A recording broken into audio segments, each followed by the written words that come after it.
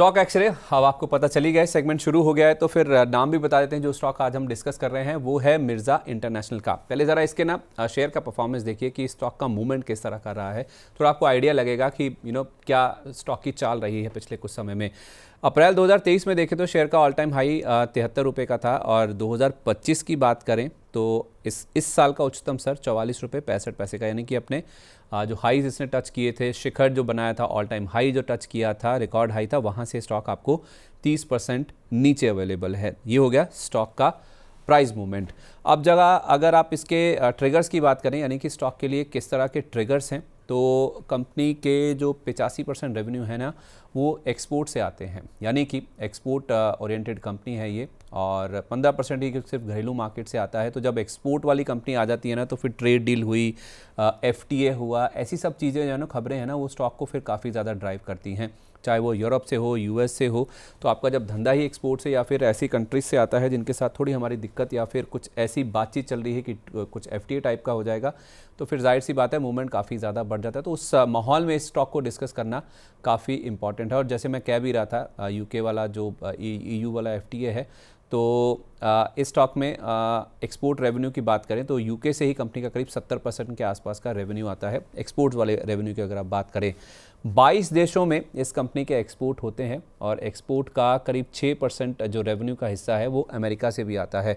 तो आप यूके और अमेरिका को, यूएस यूके को ही मिला लेंगे तो 75% इनके जो एक्सपोर्ट रेवेन्यू है इन्हीं दोनों कंट्री से ही आपको आते हुए दिखते हैं। तो अमेरिका से अगर ट्रेड डील होनी है हमारी, जैसी उम्मीद है, तो इस स्टॉक को काफ़ी ज़्यादा फ़ायदा मिल सकता है। इस कंपनी के कानपुर और उसके साथ साथ नोएडा में प्लांट है। चूँकि मिर्ज़ा इंटरनेशनल नाम आप जान ही चुके हैं कि फुटवेयर वाला प्ले है, तो कानपुर में तो जाहिर सी बात है इनका प्रेजेंस होना लाजमी है। कच्चे माल की सप्लाई के लिए ये बैकवर्ड इंटीग्रेटेड है, यानी कि इनके पास कच्चा माल की भी जो आपूर्ति है, सप्लाई है, उसको लेकर किसी तरह का कोई कंसर्न नहीं है। और एक्सपोर्ट मार्केट में आप देखेंगे तो कई बड़े ग्राहक हैं इनके, तो बड़ा ट्रिगर है इनके लिए, जिसमें आप देखेंगे नेक्स्ट हुआ, मार्क्स एंड स्पेंसर्स हुआ, ये इनके बड़े ग्राहक हैं। और फिलहाल देखेंगे तो कैपेसिटी यूटिलाइजेशन आपको 62% का नज़र आएगा।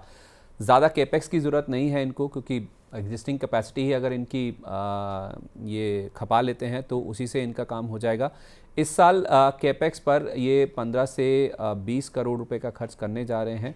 और थॉमस क्रिक, ओक ट्रैक, हुक लंदन जैसे ब्रांड्स इनके पास ऑलरेडी मौजूद है। और सबसे बड़ा ट्रिगर जो है ना, जो आपकी स्क्रीन के ऊपर है, ये कंपनी कर्ज मुक्त है, यानी कि इनके ऊपर कोई भी डेट नहीं है। मैं इसके फाइनेंशियल्स डिस्कस करूंगा सर, लेकिन जिस तरह का सर इसका ट्रैक रिकॉर्ड है, बैलेंस शीट है इस कंपनी की, आपका व्यू सर इस स्टॉक को लेकर?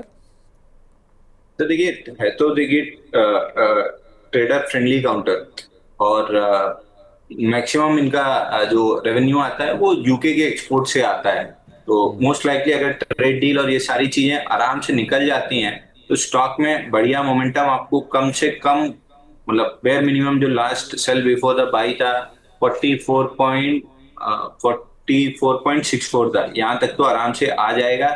बेस में कम से कम एक एक इंस्टीट्यूशन कैंडल है 1077% की, एक है 971, एक 438, एक 300, एक 1729, एक 1443। तो एक दो तीन चार पाँच छह इंस्टीट्यूशन वॉल्यूम कैंडल हैं। तो समहाउ कुछ तो ऐसा बाजार को पता है या इंस्टीट्यूशन को पता है जो हमको नहीं पता है, तभी इतनी institution candle on the buy side है। तो I would wait for a while. अगर ये डील डेवलपमेंट होना स्टार्ट करती है, I would be a buyer. 44.64 target रहेगा। ठीक है, 44.64 इसका टारगेट रहेगा। जरा इसके फाइनेंशियल्स भी देख लीजिए, यानी कि इसकी वित्तीय स्थिति किस तरह की है, वैल्यूशंस किस तरह के हैं, वो भी आप देखिए जरा। शेयर की जो टीटीएम ईपीएस, यानी कि ट्रेलिंग 12 मंथ, पिछले 12 महीने में जो ईपीएस इन्होंने क्लॉक किया है वो ऑलमोस्ट 1 रुपये के आसपास का है। तो 1 रुपये के हिसाब से अगर आप देखेंगे तो शेयर का जो पी बनता है, यानी कि जो प्राइस टू अर्निंग मल्टीपल बनता है, वो करीब 35 के आसपास का बनता है। अब आप इस स्टॉक की बात करेंगे, यानी कि मिर्ज़ा इंटरनेशनल की बात करें, मैं इसके पीयर्स को भी देख रहा था सर, उसमें भी हम देख रहे हैं कि बहुत अच्छा एक्शन आज के सेशन में बन रहा है।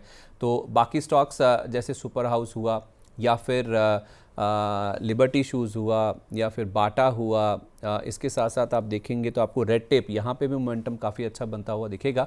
तो इस पूरे, जैसे आप कह रहे हैं ना कि इंस्टीट्यूशनल वॉल्यूम्स काफ़ी अच्छे हैं इस पूरे स्पेस में ही, तो कुछ तो है सर। जितने भी एक्सपोर्ट ओरिएंटेड प्लेज हैं, चाहे वो सेक्टर्स हैं, टेक्सटाइल हुआ या फिर फुटवेयर हुआ, ये जो ट्रेड डील को लेकर बातचीत हो रही है या फिर ईयू के साथ हमारे एफटीए की भी डेट आई है, उसका इम्पैक्ट इन पूरे सेक्टर्स में साफ तौर पे नज़र आ रहा है। तो मिर्ज़ा इंटरनेशनल में सर कोई चाहे तो आज का जो अप मूव बना है उसके बाद फ्रेश मूव भी लिया जा सकता है, या फिर थोड़ा कूल ऑफ हो जाए, नीचे आ जाए, उसके बाद फ्रेश एंट्री करें? तो देखिए, अगर स्टोरी प्ले करना है तो आपको तो रिस्क लेना ही पड़ेगा ना। स्टोरी प्ले करना है तो आपको स्टोरी एकदम बॉटम पे तो मिलेगी नहीं। मोमेंटम जब बनना स्टार्ट होगा तभी आप स्टोरी पे बिलीव करेंगे और घुसना स्टार्ट करेंगे। तो आई वुड बिलीव कि अगर आपको ये स्टोरी प्ले करना है, जो कि करना भी चाहिए, क्योंकि अगर ये स्टोरी नहीं भी, एक बार के लिए मान लीजिए कि ये स्टोरी अभी इमीडिएट प्ले आउट नहीं हुई, इस मीटिंग में प्ले आउट नहीं हुई, नवंबर वाला जो डोनाल्ड ट्रंप का वो बन रहा है प्रोग्राम कि शायद वो क्वाड की मीटिंग में आ सकते हैं, उस टाइम वापस से मोमेंटम डेवलप होगा तो इवेंचुअली ये डील पुश होगी, इसमें कोई डाउट नहीं है। कब होगी? क्योंकि अब फ्रस्ट्रेशन फूफा जी के एकदम सिर पे नाचने लगी है, तो अब कहीं ना कहीं जाके थोड़ा सा झुकना उनका भी स्टार्ट हो गया है। तो अब जो पहले था कि एकदम टसल थी, वो अब धीरे धीरे केवल बातचीत में रह गई है कि तलखी, और अब धीरे धीरे वो प्यार मोहब्बत में भी बदल जाएगी। तो अगर स्टोरी प्ले करना है, थोड़ी सी रिस्क आपको लेनी पड़ेगी और आपको 44 रुपए 64 पैसे आराम से मिलेगा। दूसरी चीज मैं नोट करा देता हूँ कि दिसंबर क्वार्टर में इन्होंने लॉस किया था, मार्च क्वार्टर में इन्होंने लॉस किया था 40 पैसे का और 30 पैसे का ईपीएस पे, अर्निंग्स पर शेयर पे। जून क्वार्टर में दोनों क्वार्टर का लॉस मिला लें अगर 70 पैसे का, तो पूरा रिकवर करके 1 रुपए 30 पैसे का प्रॉफिट दिखाया है इनने। यानी अगर लॉस भी काट दें 70 पैसे का, तो 60 पैसे का तो आराम से प्रॉफिट बनता है इनका ईपीएस पे।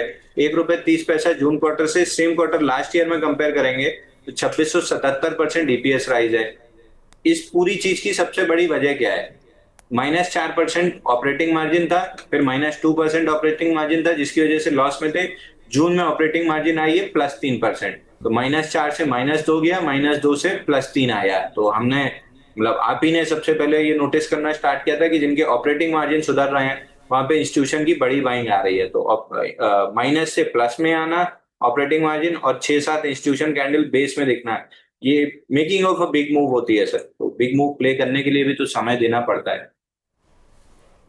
ठीक है, ओके। तो थोड़ा सा आपको समय देना पड़ेगा, लेकिन यहाँ पे थोड़ा रिस्क भी आपको लेना पड़ेगा, क्योंकि अगर आप स्टोरी प्ले आउट करना चाहते हैं तो बॉटम पे ही आपको मिलेगी, ज़रूरी नहीं है। तो ये एक स्टॉक है जिसको आप अपने रडार पर रखिए। आज मूव काफ़ी अच्छा है, और भी अच्छा मूव स्टॉक में बनता हुआ नज़र आ सकता है। बहुत शुक्रिया अंशुल सर आज और अपना। मिर्जा का इतिहास भी रहा है सर, ये ट्रेडर फ्रेंडली काउंटर रहा है। जब भी ब्रेकआउट दिया है या इस टाइप की स्टोरी प्ले किया है, प्रीवियस चार्ट आप उठा के देखेंगे, हमेशा 20-22% की मूव इसमें नॉर्मल रही है। तो इसको जिसको हम कहते हैं ना, जैसे पीएसयू को मैं बोलता हूँ ट्रेडर दुश्मन दो स्टॉक्स, ये trader friendly stock, over friendly stock रहा है कि जब भी ब्रेकआउट बनाया है बढ़िया 20-22% का मूव दिया है। तो अगर इतिहास रहा है ट्रेडर फ्रेंडली रहने का, तो कोई वजह नहीं बनती है कि आगे जाके आप ट्रेडर दुश्मन स्टॉक बन जाए। तो आई वुड बिलीव कि मैं अगर स्टोरी प्ले करता, आज के लो का स्टॉप लॉस लगा के मैं 44.64 तक का मूव प्ले करता। 44.64 तक के लेवल्स के लिए आप इसमें अपनी पोजीशन बना के चल सकते हैं। बहुत शुक्रिया आपका अंशुल सर आज कार्यक्रम में जुड़ने के लिए। जिन भी स्टॉक्स को लेकर ये मिर्जा इंटरनेशनल के अलावा बातचीत हुई है, कोई डिस्क्लेमर सर? अच्छा, मेरे पर्सनल पोर्टफोलियो में मतलब एक तो मेरे को कंफ्यूजन है क्योंकि एक स्टॉक मैंने कल बाय किया है, तो आज से मैं स्टैंडर्ड डिस्क्लेमर दे सकता हूँ कि नहीं दे सकता हूँ। तो एक उस स्टॉक को अवॉइड करूंगा, हालांकि उस पर कोई डिस्कशन अपना हुआ नहीं है तो इतना जरूरी भी नहीं है देना। बट टाटा टेक और अदानी ग्रीन पे डिस्कशन हुआ है, दोनों मेरे पर्सनल पोर्टफोलियो में। एक तीसरा स्टॉक भी है, एक बार सेबी वाला वो कंफ्यूजन क्लियर हो जाए कि कब डिस्क्लेमर में देना स्टार्ट कर सकते हैं, वो क्लियर दे दूंगा। और अगर गलती से स्टॉक पर डिस्कशन हुआ तो फिर तो तुरंत ही दे दूंगा। बट 3 स्टॉक मेरे पोर्टफोलियो में आउट ऑफ 3, एक टाटा टेक है, एक अदानी ग्रीन।